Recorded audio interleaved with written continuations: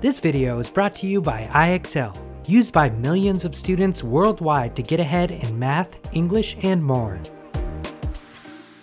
Let's write a linear function from a table. A linear function can have many forms, but today we'll focus on slope-intercept form, which looks like this: y equals mx plus b. M represents the slope or rate of change of the function, and b represents the y-intercept, or the y value when x equals 0. For example, in the equation y equals 4x plus 1, the slope is equal to 4, and the y-intercept is equal to 1. Let's try some examples. Let's write the linear equation that gives the rule for this table. To write an equation in slope-intercept form, we need to find m, the slope, and b, the y-intercept. Let's start by finding the slope, which is the rate of change of the function. We can see that every time the x values go up by 1, the y values go up by 2. So the slope is 2. We can also find the slope by dividing the change in y by the change in x. Choose 2 points and find the difference in the y values and the difference in the x values, then divide.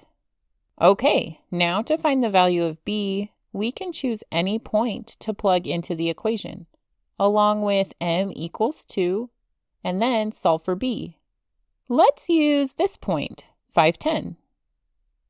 Using the standard form y equals mx plus b, and plugging in y equals 10, m equals 2, and x equals 5, we can solve to get b equals 0. We can check this value by working backwards in the table to find the y value when x equals 0, which we can see also shows that the y-intercept is 0. So our completed linear equation for this table is y equals 2x plus 0, or just y equals 2x. This makes sense because we see in the table that y is always twice the value of x. Great work! Let's try another example. Let's write the linear equation that gives the rule for this table by finding the value of the slope, m, and the y-intercept, b. Let's start with the slope. The change in y is equal to 1, and the change in x is also 1. So the slope of this equation is 1. This tells us that each time x increases by 1, y will also increase by 1. Now let's find the y-intercept using this point. We'll use the standard form, y equals mx plus b, then plug in y equals 32, x equals 9, and m equals 1. Solving gives b equals 23. Remember that we can use any of the points given in the table to solve for b, and we would get the same solution. We're ready to write our completed equation. Since m equals 1 and b equals 23, our equation is y equals 1x plus 23, or just y equals x plus 23. This makes sense because we can see in the table that the y value is always 23 more than the x value. Nice work here. Let's try one more together.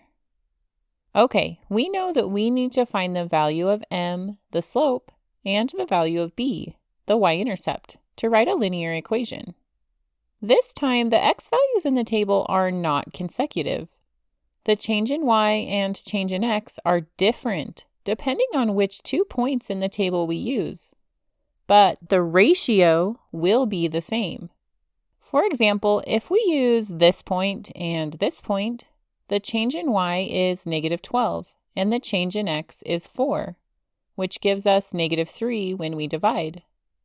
But if we use these 2 points, the change in y is negative 18, and the change in x is 6, which still gives us a ratio of negative 3. So the slope, m, is equal to negative 3.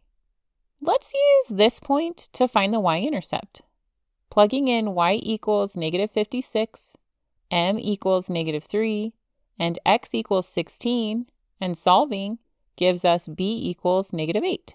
Great work! So our completed equation is y equals negative 3x plus negative 8, or just y equals negative 3x minus 8.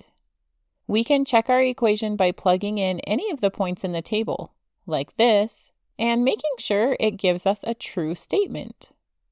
Nice job on these examples. You're ready to practice writing linear functions from a table. Head over to IXL.com for more practice on this skill and thousands more videos in math and language arts.